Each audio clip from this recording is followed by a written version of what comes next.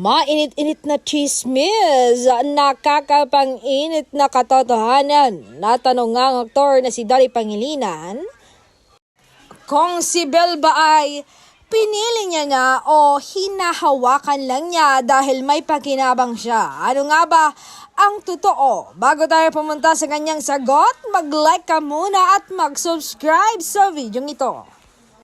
Ayon sa aktor, malinaw naman na sa akin na si Belle ay hindi kaibigan, kapatid o pamilya. Siya yung taong pinapangarap kong makasama habang buhay.